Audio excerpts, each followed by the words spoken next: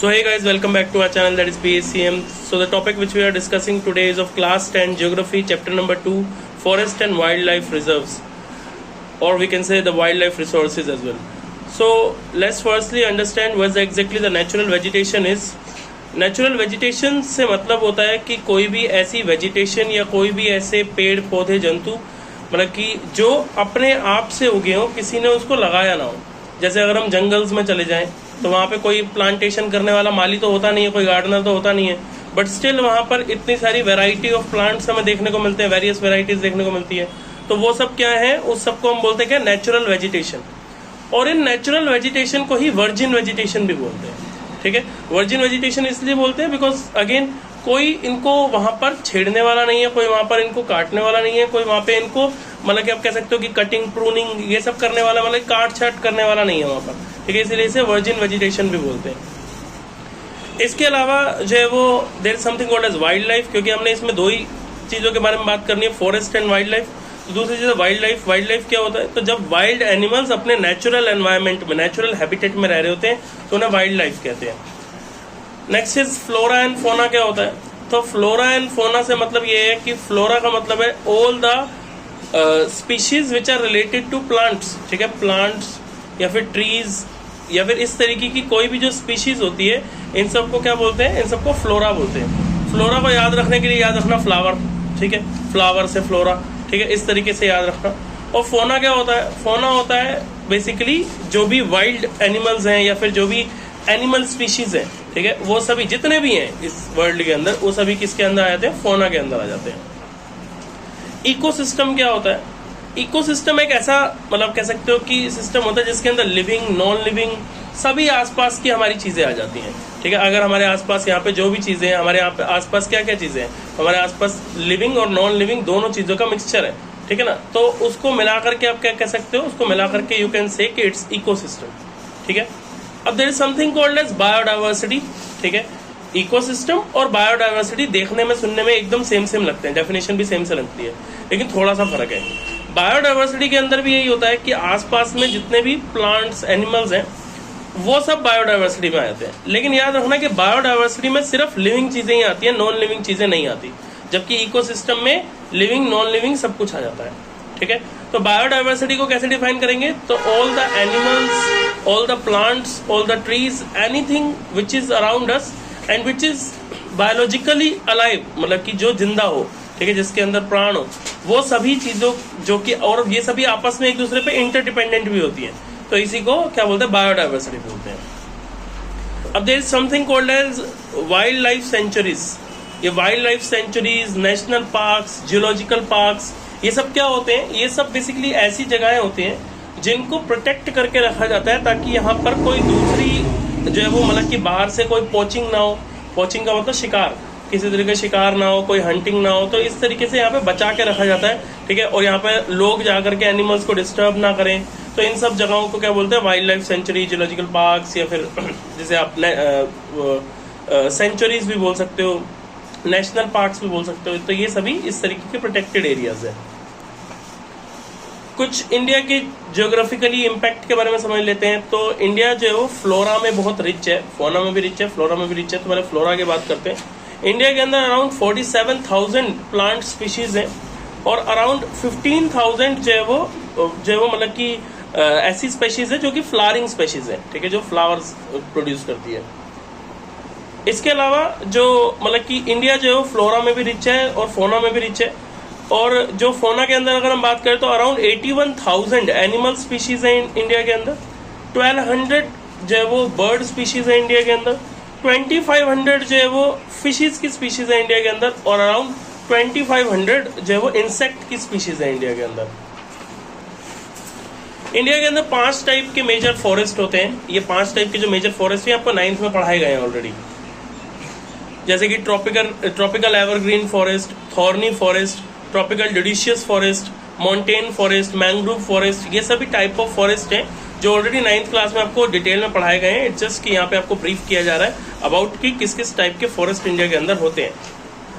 So there is something called as ecological imbalance. Ecological imbalance से क्या मतलब होता है, इकोलॉजिकल इम्बैलेंस से मतलब होता है कि जब मैन का इंटरफेरेंस बढ़ जाता है towards animals and towards plants, ठीक है, प्लांट्स को काटने लग रहे हैं हम, ट्रीज को काटने लग रहे हैं, एनिमल्स को मारने लग रहे हैं। तो ह्यूमन की वजह से जो नेचर को प्रॉब्लम होती है उसी को क्या बोलते हैं, इकोलॉजिकली इम्बैलेंस, ठीक है, इकोलॉजिकल इम्बैलेंस। क्योंकि एक बैलेंस खत्म हो जाता है ना। अभी मैंने बताया कि जो प्लांट्स एनिमल्स होते हैं दे डिपेंड ईच अदर, ठीक है, वो एक दूसरे पर डिपेंड करते हैं। तो अगर वो एक दूसरे पर डिपेंड करेंगे और आपने किसी को बीच में से मार दिया, ठीक है, तो क्या होगा, बैलेंस खराब हो जाएगा ना। तो this is known as the ecological imbalance.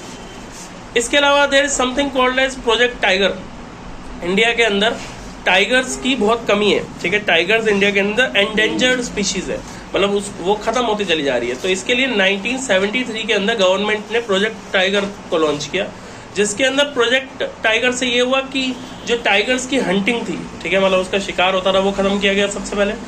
दूसरी चीज, उनकी मैन मैपिंग की गई। मैन मैपिंग से मतलब क्या है, उनको मार्क्स लगाए गए, ठीक है, उनको जीपीएस ट्रैकर लगाए गए, जिससे कि ये देखा जा सके कि वो कहाँ जा रहे हैं, क्या कर रहे हैं, उन्हें खाना मिल पा रहा है, नहीं मिल पा रहा है, ठीक है, वो आगे अपनी प्रजाति को बढ़ा पा रहे हैं, नहीं बढ़ा पा रहे हैं। तो वो सब चीज़ों को किया गया, उन्हें ट्रैक करके रखा गया, ताकि अगर कोई भी एनिमल इधर उधर जाता है तो पूरा ध्यान रखा जा सके कहाँ चला गया, कैसे हुआ, ये सब कुछ समझ में आया।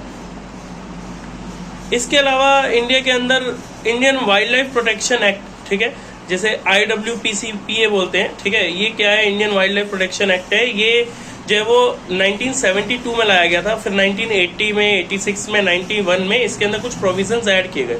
प्रोविजंस मतलब कुछ सेक्शंस को ऐड किया गया, जो लगा कि यार ये चीज कमी है इसके अंदर, और बढ़िया किया गया उसको। इसके अलावा देखो, इंडिया के अंदर ना सबसे जो मेजर रोल है वो कम्युनिटी का है। कम्युनिटी का मतलब क्या है, समुदाय। तो जिस समुदाय से हम आते हैं, जिस कम्युनिटी में हम रहते हैं, हमारे आसपास के लोग, हमारे आसपास के जो दोस्त रिश्तेदार है, वो सब का रोल बहुत बढ़ जाता है वाइल्ड लाइफ को प्रोटेक्ट करने में, ठीक है, जो हमारी वाइल्ड लाइफ है उसको बचा के रखने में।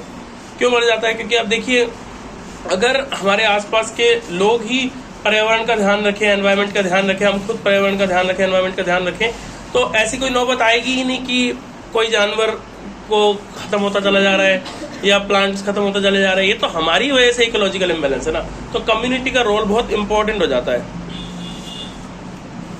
अब अगर हम बात करें कि इंडिया के अंदर सबसे ज्यादा नुकसान कौन से पीरियड में हुआ, ठीक है, इकोलॉजिकल इम्बैलेंस सबसे ज्यादा कौन से पीरियड में हुआ, तो ये हुआ ब्रिटिश एरा के अंदर। तो जो कॉलोनियल पीरियड था, यानी कि ब्रिटिश एरा था, जिसके अंदर इंडिया जो है वो गुलाम था अंग्रेजों का, तो उस टाइम पे सबसे ज्यादा नुकसान हुआ हमारे एनवायरनमेंट को। कैसे नुकसान हुआ, क्योंकि वो लोग क्या कर रहे थे, जितने भी काम के पेड़ होते थे वो सब कटवा करके उसको भेज देते थे ब्रिटेन। जो भी एनिमल्स वगैरह होते थे वो अपने शौक के लिए मार दिया करते थे, और जो एनिमल्स से दवाइयाँ बनती थी या फिर कुछ भी ऐसे कोई किसी तरीके से काम में आता था, जैसे मैट्स वगैरह बनाने के लिए सब, तो उनके लिए ऐसे बिजनेस पर्पज से उन्हें मार दिया जाता था। तो इस तरीके से बहुत ज्यादा किलिंग की जा रही थी।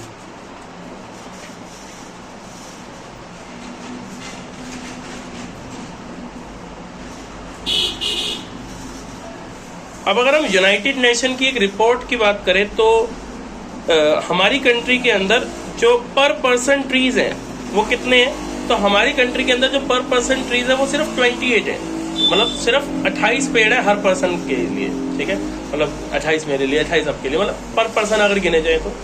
जबकि कनाडा में ये लगभग 9000 है, 8953, मतलब हर पर्सन के लिए 9000 पेड़ है। इसका मतलब क्या हुआ, तभी तो देखो ना लोग कनाडा जाते हैं, क्यों जाते हैं, क्यों, क्योंकि वहाँ पे ग्रीनरी है, वहाँ पर क्या है, वहाँ पर पोल्यूशन नहीं है। जब इतने सारे पेड़ होंगे, हर पर्सन के लिए इतने सारे पेड़ होंगे, तो कहाँ से पोल्यूशन होगा। 4461 रशिया के अंदर है, 716 यूएसए में है, 102 चाइना में है, ठीक है। माना हमारी पॉपुलेशन ज्यादा है, बट चाइना से तो कम है ना। चलो चाइना के जितनी भी मान लो, बट स्टिल चाइना हमसे कितना आगे। तो कुल मिला के उन लोगों ने जो है वो ट्रीज को ज्यादा लगा रखा है, ज्यादा ट्रीज है वहाँ पर पर पर्सन, मतलब पर पर्सन के हिसाब से, मतलब टोटल ट्रीज को जब आप पॉपुलेशन से डिवाइड कर देते हो तो पर हेड ट्रीज निकल के आ जाते हैं, ठीक है। हर 5 साल में हमारा एनवायरनमेंट, यूनाइटेड नेशन की रिपोर्ट के हिसाब से हर 5 साल में हमारा एनवायरनमेंट 1 डिग्री हॉटर हो जाता है, मतलब कि 1 डिग्री और गर्म हो जाता है। आप देखो ना, हर गर्मी में आपको ऐसा लगता होगा यार ये गर्मी पिछली गर्मी से ज्यादा गर्म नहीं हो रही है ना, यार इस वक्त ज्यादा गर्मी नहीं पड़ रही है। तो ऐसा सच में हो रहा है, ठीक है। हर 3-4 साल के अंदर, हर 5 साल के अंदर जो है वो हमारा टेम्परेचर बढ़ता चला जा रहा है, ठीक है ना, अर्थ का temperature, because of the global warming, ठीक है, ग्लोबल वार्मिंग के कारण। अब बात करते हैं कि प्लांट्स और एनिमल्स की जो कैटेगरी है according to international union for conservation and nature and resources, ठीक है, रेजोनेंस। अब ये सब जो है ना, ये फुल फॉर्म आती है पेपर में, what do you mean by IUCN, ठीक है। तो इसका फुल फॉर्म क्या है, union for conservation of nature, ठीक है ना। तो ये इसके international union for conservation of nature, ये इसकी फुल फॉर्म है। इसके हिसाब से प्लांट्स और एनिमल्स को कैटेगराइज किया गया, मतलब श्रेणी में बांटा गया है। सबसे पहले नॉर्मल स्पीशीज होती हैं जिनकी नॉर्मल नंबर ऑफ लाइक जो कंसीडरेबल अमाउंट में, सही नंबर में जिनके प्लांट्स और एनिमल मतलब कि अवेलेबल होते हैं। एंडेंजर्ड स्पीशीज वो होती हैं जो कि अभी at the verge of extinction है, मतलब कि जो हमें दिखाई दे रहा है कि जिनके ऊपर खतरा है। एंडेंजर्ड मतलब खतरा हो जिनके ऊपर, ठीक है। जिन प्लांट्स और जिन एनिमल्स के ऊपर खतरा है कि वो खत्म हो जाएंगे फ्यूचर में, उन्हें एंडेंजर्ड स्पीशीज बोलते हैं।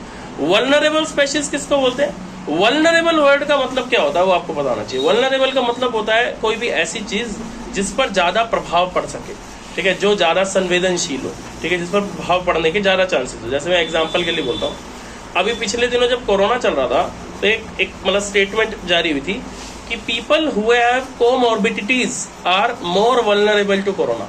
इसका मतलब क्या है? कोमॉर्बिडिटीज का मतलब है कि अगर आपको कोई और बीमारी भी है, आपको अस्थमा है, आपको सांस की बीमारी है, दिल की बीमारी है, तो आपको चांसेस ज्यादा है कि आपको कोरोना होगा, यानी कि वल्नरेबल, ठीक है ना। तो वल्नरेबल का मतलब होता है ज्यादा चांसेस होना जिसका। तो ये वल्नरेबल स्पीशीज वो होती हैं जिनके ज्यादा चांसेस हैं कि ये जल्दी से खत्म हो जाएंगे।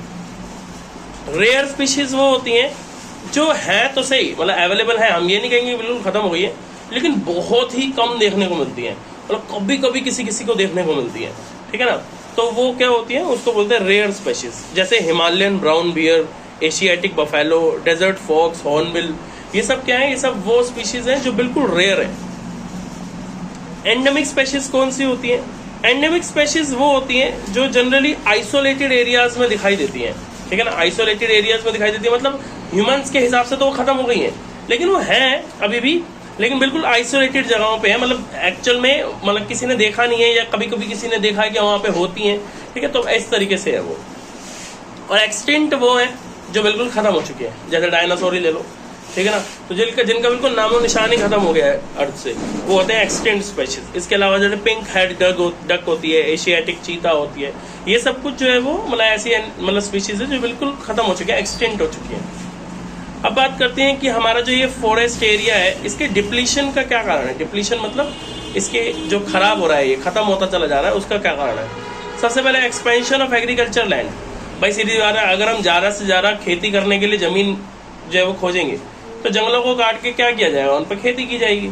तो एग्रीकल्चर लैंड बनाने के लिए इम्पोर्टेंट हो जाता है कि हमारे को जंगलों को काटना पड़ता है, उनका डिग्रेडेशन करना पड़ता है। इसके अलावा large scale development project like railways, river valley projects, इसके अलावा तो जब डेवलपमेंट होती है, फ्लाईओवर्स बनाए जाते हैं, आपको कि रेलवेज की लाइन बिछाई जा रही है, ठीक है, किसी तरीके का कुछ भी इस तरीके के डेवलपमेंट प्रोजेक्ट्स होते हैं, तो ऑब्वियसली बीच में जंगलों को काटना पड़ता है। इसके अलावा माइनिंग एक और रीजन है, ठीक है। जैसे एग्जांपल के लिए अभी पता चला है कि भाई जम्मू कश्मीर वाले एरिया में मतलब कि कहीं टन्स ऑफ लिथियम पाया गया जमीन के नीचे। तो वहां पे क्या होगा? जितने भी पेड़ पौधे होंगे उन सबको पहले काटा जाएगा, फिर उस जमीन को खनन यानी कि माइनिंग करनी शुरू की जाएगी, खोदना शुरू किया जाएगा, और उसके अंदर से लिथियम निकाला जाएगा। तो अल्टीमेटली अब चलो माना लिथियम निकालना इंपॉर्टेंट है, उससे इंडिया की डेवलपमेंट होगी, ग्रोथ होगी, सब कुछ होगा, लेकिन अब ये तो देखो ना, एनवायरमेंट को तो नुकसान होगा ही होगा ना। तो mining. Next is over grazing and fuel wood collection. तो ये जो ओवर ग्रेजिंग है, यहाँ पे स्पेलिंग गलत लिखे हुए हैं, इसकी उरेजिंग लिखा हुआ है, ओवर ग्रेजिंग है ये, ठीक है। तो ओवर ग्रेजिंग है, ठीक है। और जो फ्यूल वुड कलेक्शन है, ये भी एक रीजन है। ओवर ग्रेजिंग से मतलब क्या है? जिनके पास में जानवर होते हैं जिनसे वो दूध निकालते हैं या फिर उससे ऊन निकालते हैं, वो सब जानवरों को जब चराना पड़ता है तो खेतों में नहीं बोले जंगलों में ही चराने के लिए छोड़ देते हैं। तो जब जंगलों में वो चरेंगे तो एक होता है ग्रेजिंग करना, नॉर्मल घास खा जाना ऊपर से। ओवर ग्रेजिंग का मतलब क्या होता है? जड़ों से घास खींच लेना। जब ओवर ग्रेजिंग होगी तो प्रॉब्लम क्या होगा कि जमीन की जो मिट्टी है वो भुरभुरी हो जाएगी, बाइंड होने की बजाय भुरभुरी हो जाएगी, लूज हो जाएगी। लूज होगी तो क्या होगा? जो जड़ें होंगी उनकी रूट्स की कमजोर हो जाएंगी और उससे पेड़ टूटने लगेंगे, है ना, लैंड की क्वालिटी खराब होने लगेगी। और वुड कलेक्शन के लिए अब जब वो पहले के टाइम पे तो लोग चूल्हा ही जलाते थे, तो जो चूल्हा जलाते थे उसके लिए लकड़ी कहाँ से लाते थे? जंगलों की सही तो काट के लाते थे। Colonial forest politics. अब इसके अंदर क्या हुआ, कॉलोनियल टाइम पे फॉरेस्ट का उन्होंने बहुत बेनिफिट लिया। बेनिफिट क्या मतलब अपने फायदे के लिए यूज किया उसको, मतलब कई पेड़ों को काट करके मैंने आपको बताया जिनसे दवाइयाँ बन सकती थी, मेडिसिन बन सकती थी, उनको उठा उठा के ले गए, ठीक है, अपने उसमें भेज दिया। इसके अलावा जो है वो अपने रेलवे बिछाने के लिए, अपनी लाइंस बिछाने के लिए, रोड्स बनाने के लिए उन्होंने जंगल काट दिए। तो इस तरीके से अब इंडिया की बायोडाइवर्सिटी का नुकसान क्यों हो रहा है, डेक्लाइन क्यों हो रही है? अब ये जो बायोडाइवर्सिटी है हमारी, मतलब जो एनिमल्स हैं, प्लांट्स हैं, ये खत्म होते चले जा रहे हैं। इसका क्या रीजन है? सबसे पहले तो ओवर पॉपुलेशन, ठीक है ना। जब देखो, जब पॉपुलेशन बढ़ेगी ना किसी जगह की, तो रहने के लिए लोगों को घर तो चाहिए ना, जगहें तो चाहिए। तो क्या करेंगे, जंगलों को काट के घर बनाएंगे, है ना। इसके अलावा क्या है, हैबिटेट डिस्ट्रक्शन। हैबिटेट डिस्ट्रक्शन से मतलब क्या है? एग्जाम्पल के लिए, अब अगर मान लो मैं एक साइबेरियन हस्की को, ठीक है, हस्की होता है साइबेरियन हस्की, आपने देखा नहीं, हस्की लोग पालते, कुत्ते का नाम होता है, कुत्ते का नाम नहीं, कुत्ते की स्पेशीज होती है, व्हाइट कलर का दिखता है, बिल्कुल ऐसे दिखता है जैसे कि लोमड़ी हो, ठीक है, अभी मैं फोटो दिखा दूंगा बाद में। तो वो ना लोग यहाँ दिल्ली में पाल रहे हैं मान लो उसे, तो वो क्या कर रहे हैं, बेसिकली उनकी लाइफ के साथ खिलवाड़ कर रहे हैं, उनको परेशान कर रहे हैं। क्यों? वो ठंडे एरिया में रहने वाले जानवर हैं, ठीक है, ठंडे एरिया में रहने वाले कुत्ते हैं, उनको तुम दिल्ली की सड़ी गर्मी में ले आए, तो क्या होगा उनका? वो एक्चुअल में ना गर्मी में ना हाफते रहते पूरा दिन, कुछ काम नहीं करते, पूरा दिन हाफते रहते हैं बस। क्यों? क्योंकि उनको गर्मी बर्दाश्त नहीं है, बट तुम बेवकूफ़ी कर रहे हो उनको यहाँ पे पाल करके, ठीक है ना। तो अल्टीमेटली जब आप किसी की हैबिटेट बिगाड़ोगे, किसी को अपनी जगह से उठा करके यहाँ ले गो, अब जैसे एग्जाम्पल के लिए मान लो पोलर बियर है, उसको तुम यहाँ ले आओ, दिल्ली के जू में बंद कर दो, जिंदा रहेगा क्या? मर जाएगा। क्यों? हैबिटेट, जो जिस जगह के हिसाब से बना है उसको उसी जगह पर रहने देना चाहिए, तभी वो जिंदा रहेगा। इसके अलावा क्या है, हंटिंग हो रही है, ठीक है। अब आप जितना मर्जी मना करो कि भाई नहीं हमने स्ट्रिक्ट रूल बनाए हैं, ये करा है, लेकिन पैसे से सब कुछ होता है, करप्शन से सब कुछ होता है। आज भी इंडिया में खूब हंटिंग होती है। हंटिंग मतलब जानवरों का शिकार होता है, ठीक है, चाहे वो अपने बेनिफिट के लिए हो, चाहे किसी के लिए भी हो, कैसे भी हो, चाहे पैसा कमाने के लिए, लेकिन हंटिंग होती है। पॉचिंग भी वही, ठीक है, मारा जाता है एनिमल्स को। इसके अलावा ओवर एक्सप्लॉयटेशन, जब आप एक्सप्लॉयटेशन बहुत ज़्यादा करते हो, आप देखो ना बेचारे गधे की क्या जिंदगी है, पूरा जिंदगी बोझा ढोने में चली जाती है, और आखिर में भी बोझा ढोते ढोते ही मरता है बेचारा, है ना। कभी भी कोई गधा ना ऐसे नहीं मरा होगा कि वो मतलब अस्तबल में बैठा था और मर गया, ऐसे नहीं मरता कोई गधा, वो हमेशा बोझा ढोते ढोते ही मरता है। तो इसका मतलब क्या है? इसका मतलब अल्टीमेटली यही है कि जब आप किसी को ओवर एक्सप्लॉइट करोगे तो उनकी लाइफ कम हो जाती है। इसके अलावा एनवायरमेंटल पॉल्यूशन, आप देखो पॉल्यूशन कितना ज्यादा है, ठीक है। इस पॉल्यूशन में जब इंसानों को दिक्कत होती है तो जानवरों को भी तो होती होगी। इसके अलावा फॉरेस्ट फायर, ये एक मेजर रीजन है। अब कई बार जंगलों में आग लग जाती है, जब जंगलों में आग लगती है ना, तो एक ही बारी में कई लाखों जानवर, कई लाखों पेड़ जल जाते हैं, खराब हो जाते हैं। पर ये फॉरेस्ट फायर लगती कैसे है वो आपको पता होना चाहिए। तो फॉरेस्ट फायर के लिए कोई वहां पे जाके माचिस की तीली नहीं लगा के आता है। फॉरेस्ट फायर के लिए जिम्मेदार होते हैं फॉरेस्ट की खुद की ब्रांचेस। तो होता क्या है, मान लो कि पेड़ सूख गया है, अब ऐसा तो नहीं सारे पेड़ जिंदगी भर जिंदा रहेंगे।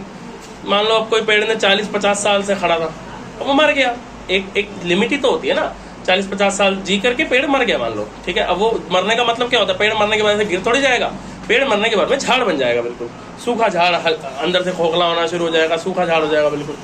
अब आपको पता होगा जो चीज़ सूखी होती है, सूखी लकड़ी बहुत जल्दी जलती है। अब मान लो यहाँ पर एक सूखा झाड़ है, यहाँ पर भी एक सूखा झाड़ है, ठीक है। अब वो क्या है, जो जंगल के अंदर जो प्लांट्स होते हैं, जो ट्रीज होते हैं, वो डेंस होते हैं, घने होते हैं, तो वो ऐसे एकदम से जकड़े होते हैं, मतलब एक दूसरे, इसकी ब्रांचेस इसके अंदर जा रही है, इसकी इसके अंदर जा रही है। अब जब तेज तेज हवा चलती है ना, तो क्या होगा, ऐसे ऐसे ऐसे ऐसे होगा। और अगर आप खुद भी अपने हाथ को ऐसे ऐसे करके देखो तो ये फील की गर्मी आ गई, यहाँ पे गर्म हो गया। अब जब सोचो कि यही चीज बहुत तेजी से हो और बहुत टाइम तक हो, तो क्या होगा, इग्निशन टेम्परेचर बढ़ेगा, है ना, तो क्या होगा, आग लग जाएगी। तो इस तरीके से फॉरेस्ट फायर्स हो जाती है, ठीक है। एक पेड़ से दूसरे पेड़, दूसरे से तीसरे, तीसरे चौथे, ऐसे बढ़ते बढ़ते बढ़ते बढ़ते बढ़ते बढ़ते पूरे के पूरे जंगल जल जाते हैं, और जो जानवर रह रहे हैं वो भी मर जाते हैं। पेड़ पक्षी, पेड़ पे जितने पक्षी रह रहे हैं, नीचे जानवर रह रहे हैं, सब मर जाते हैं उसके चक्कर में। तो अब हमें जो है वो अपनी बायोडाइवर्सिटी को बचाने की जरूरत क्या है, why do we need to conserve. तो सबसे पहले हमारे को अपनी इकोलॉजिकल डाइवर्सिटी को बचाना है, ठीक है। क्यों? क्योंकि हम भी कहीं ना कहीं इन पर डिपेंड है, ठीक है ना। आज अगर ये सारे जानवर और सारे पेड़ मर जाएं तो हम भी जिंदा नहीं रहेंगे, ठीक है। तो इसीलिए क्योंकि हम इन पर डिपेंड करते हैं, तो हमें बचाना है इनको। इसके अलावा हमारे को अपने सपोर्ट सिस्टम को बचा के रखना है। सपोर्ट सिस्टम क्या है हमारा? एयर, वाटर, लैंड, ठीक है ना। तो ये सब हमारा सपोर्ट सिस्टम है, ठीक है ना।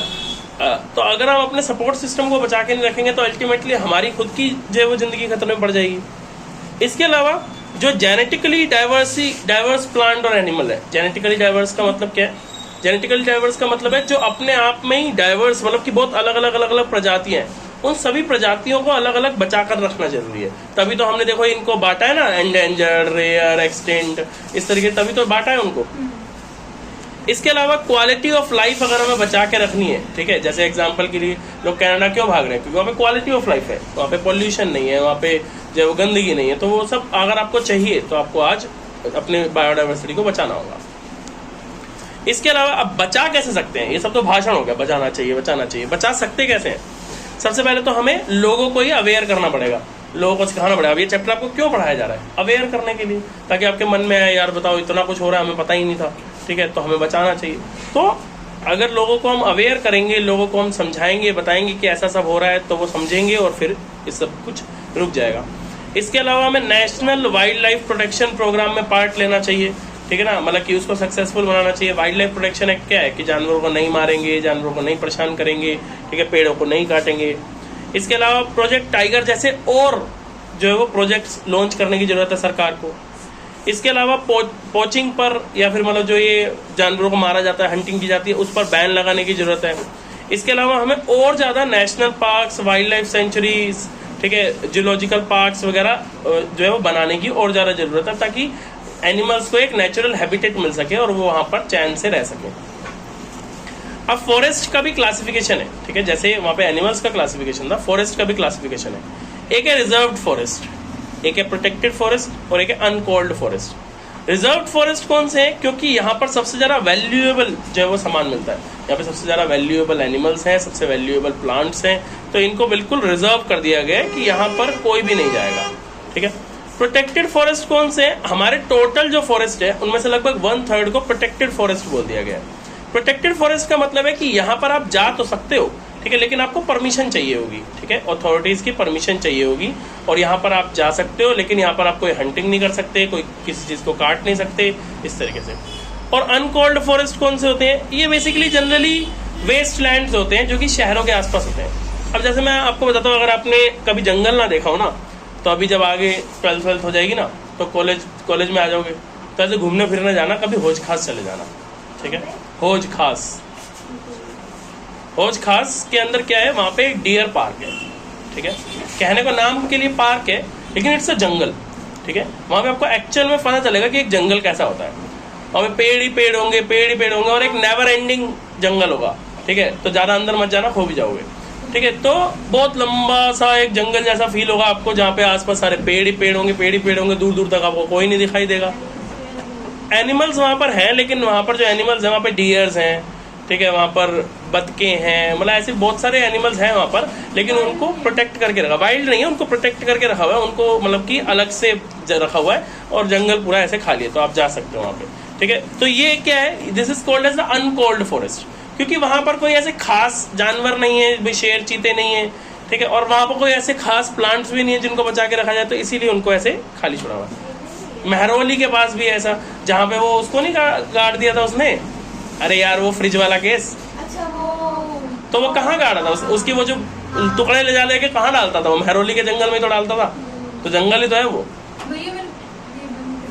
Okay, next is community and conservation. तो मैंने आपको बता ही दिया कि भाई हम कैसे कंजर्व कर सकते हैं कम्युनिटी को, ताकि हम लोगों को समझा करके कि भाई इसको बचाना करके। तो उसके लिए सबसे पहले तो क्या है, हमारे हिंदू धर्म में एक सबसे अच्छी बात है, हम हर जानवर में भगवान ढूंढ लेते हैं, हर पेड़ में भगवान ढूंढ लेते हैं, है ना। तो ये क्यों है? अब इसका रीजन ये बिल्कुल नहीं है कि सच में उनमें भगवान होता है। इसका रीजन यही है कि हमारे एंसेस्टर्स को ये पता था कि अगर हमने इसमें भगवान की बात डाल दी कि इसमें भगवान है, तो लोग इसको नहीं काटेंगे, लोग इसको काटने से पहले डरेंगे। अब जैसे आज कहीं पीपल का पेड़ लगाओ, हिम्मत नहीं है तुम्हारी, काट दो तुम, क्यों? तुम्हारे मन में डर रहेगा, ओए भूत होगा इसमें, है ना, क्यों? अब ये डर क्यों डाला गया? दिस वाज डेलिब्रेट, ये जानबूझ के किया गया, ठीक है। हमारे एंसेस्टर्स को पता था उसमें भूत नहीं है, लेकिन जानबूझ के ऐसा समझाया गया, क्यों? ताकि लोग डरे रहें और पेड़ों का नुकसान ना हो, ठीक है ना। इसी तरीके से अब ये गाय माता, ठीक है, अब गाय के अंदर माता है या नहीं है ये नहीं कह सकते, लेकिन ये अच्छी चीज है कि हम उनको गाय माता मानते हैं, एटलीस्ट उनकी किलिंग तो नहीं होती इससे, एटलीस्ट जानवर बचे तो रहते हैं इससे। तो ये जो है वो हमारा धर्म रहा है, हिंदू धर्म रहा है कि हम शुरू से ही जानवरों में और पेड़ पौधों में भगवान को ढूंढ लेते हैं, जिससे कि पेड़ पौधे बचे रहते हैं, जानवर भी बचे रहते हैं। इसके अलावा जैसे वो है बनियन ट्री है, ठीक है, जैसे हमारे हिंदू धर्म में जो ये कौन सा पौधा होता है, कौन सा पेड़ होता है इसे, बरगद का पेड़, बरगद के पेड़ को नहीं काटते हमारे यहाँ पे, ठीक है ना, पीपल के पेड़ को नहीं काटते, नीम को लोग जो है वो नहीं काटते, ठीक है। तो ये पौधों को ना काटने के पीछे का लॉजिक यही है कि हमारे एंसेस्टर्स को पता था कि अगर बचाना है इनको तो कुछ ना कुछ इसके अंदर लोगों की वर्शिप को डालना पड़ेगा इसके अंदर। तो इसी से क्या होगा, इससे लोगों के अंदर जो वर्शिप भी आएगी और साथ ही में पेड़ पौधे भी बच जाएंगे। एक है जॉइंट फॉरेस्ट मैनेजमेंट, ठीक है। जॉइंट फॉरेस्ट मैनेजमेंट एक सिस्टम है जिसके अंदर फॉरेस्ट डिपार्टमेंट और साथ ही में जो लोग हैं वो दोनों मिल करके जो है वो फॉरेस्ट को बचाते हैं, ठीक है। इसका मतलब क्या है कि अगर आपको कहीं पे दिख रहा है कि कोई पेड़ काट रहा है तो आप फॉरेस्ट डिपार्टमेंट को बोलो, वो रोकेंगे, ठीक है, और फॉरेस्ट डिपार्टमेंट जो है वो उसको रोकेगा, उन्हें सजा देगा। तो इस तरीके से एक जॉइंट मैनेजमेंट है, एक जॉइंट सिस्टम है जिसके अंदर दोनों का ही भला हो रहा है, ठीक है। So that's all about this chapter. If you have any doubt, you can always ask us in the comment section. Thank you so much.